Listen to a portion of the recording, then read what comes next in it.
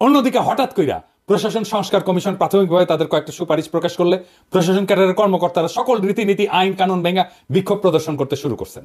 বিশেষ করে পরীক্ষার মাধ্যমে উপসচিব প্রস্তাবের বিরুদ্ধে চাকরিরতরা প্রতিক্রিয়া দেখাইলে তাদের সাথে অবসরপ্রাপ্ত অফিসাররাও যোগ দেন।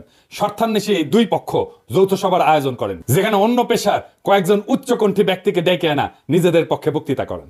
শুধু তাই না, এই সভায় ফ্যাসিস্ট সরকারের দোসর সহযোগী এবং সুবিধাভোগী হিসেবে পরিচিত 2014, 2018, 2024 অনুষ্ঠিত জাতীয় সংসদ নির্বাচন পরিচালনাকালে ডিসি ইউএনও হিসেবে দায়িত্ব পালনকারী কর্মকর্তাবৃন্দ সদল বলে যোগদান করে, যাদের অনেকেই বর্তমানে অতিরিক্ত যুগ্ম এবং উপসচিব হিসেবে দায়িত্বরত অফিসার। সংবিধান, গণতন্ত্র, মৌলিক অধিকার লঙ্ঘনকারী এই সমস্ত ক্রিমিনাল কর্মকর্তারা আন্দোলনের এক ডামাডোল সৃষ্টি কইরা তাদের ঘৃণিত অতীত পরিচয় মুছে ফেলার সুযোগকে কাজে লাগাইতে কৌশলে সবার সাথে একাকার হয়ে যাওয়ার অপকর্মে সক্রিয়ভাবে অংশ নিতেছে। বাংলাদেশের মানুষের স্মৃতি থেকে কখনো কি এই সকল অপরাধের কাহিনী মুছে যাবে? এটা কখনোই সম্ভব না।